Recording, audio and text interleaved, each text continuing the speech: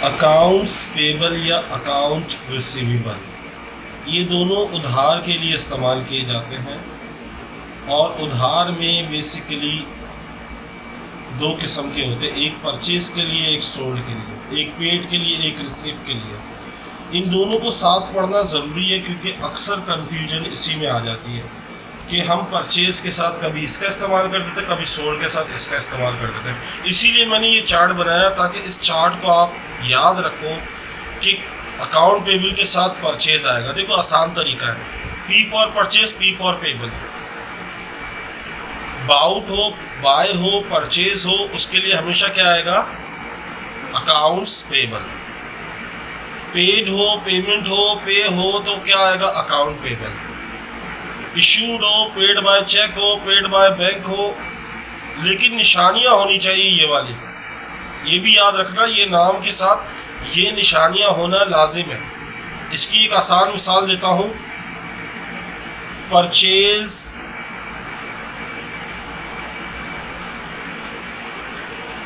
Goods on credit, ये एक उधार हो गया कि हमने माल खरीदा उधार पर, तो कौन सा उधार आना चाहिए इसमें? Account payable. ये बात याद रखना परचेज के लिए। दूसरा हम देखते हैं पेड कैश टू क्रेडिटर। अब देखो क्रेडिट है, हमने यहाँ क्रेडिट लिखा है, यहाँ क्रेडिटर लिखा है। क्रेडिट मतलब होता है उधार, क्रेडिटर मतलब उधार वाला, उधार वाले को पैसे दिए। तो हमेशा याद रखना पेड के लिए, इशू के लिए, पेमेंट के लिए, पे के लिए कौन सा उधार आएगा? Account payable. इसी तरह अक्सर ये होता है कि हम कैश में पेमेंट नहीं करते, हम क्या करते हैं? बैंक से पेमेंट करते हैं, यानी उसको चेक दे देते हैं। तो पेड बाय चेक या issue cheque to creditor, issue cheque to creditor.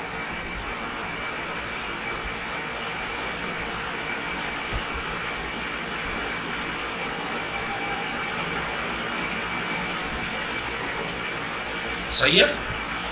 इन तीनों में उधार इस्तेमाल हो रहा है, लेकिन इन तीनों में कौन सा उधार इस्तेमाल हो रहा है? Accounts payable. ये बात याद रखनी, आपने ये चार्ट याद रखना है।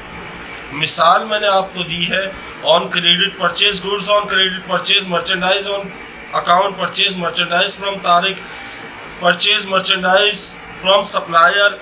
कुछ भी खरीदा हो जिसमें कैश का जिक्र ना हो रहा हो और ये निशानियां आए तो वो उधार पे होगा। और अक्सर ये होता है, कभी कभार ये भी होता है कि आपने माल आधा कैश पर खरीदा, आधा उधार पर खरीदा। उसमें क्या होता है कि आपको दो अमाउंट देगा, mention two amounts, two amount mention करेगा और बताएगा ये कैश का है और ये उधार का है।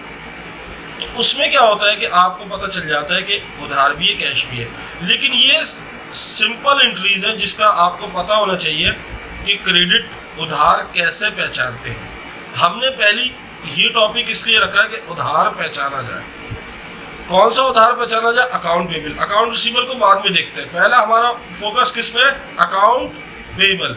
हम क्या करेंगे? पहले परचेज के साथ उधार करेंगे, अगले दिन पेड के साथ उधार करेंगे, उसके बाद इशू के साथ उधार करेंगे।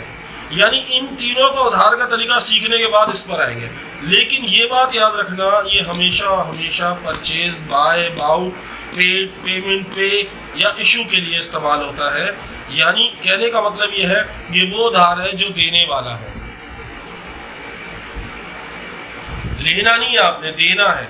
आपने कोई चीज ली होगी, उधार पैसे लिए होंगे, सामान लिया होगा उधार, उसके पैसे देने होंगे तो आप पैसे दोगे। सही है? उधार पर माल खरीदोगे जब भी ये इस्तेमाल होगा। उधार पर माल खरीदने के एक हफ्ते बाद आप पेमेंट करोगे जब भी ये इस्तेमाल होगा। समझ गए? अंडरस्टैंड? तो इंशाल्लाह इसको हम कल डिस्कस करेंगे और इस टॉपिक को अच्छी तरह, क्योंकि आज के लिए सिर्फ इसको समझाना जरूरी था।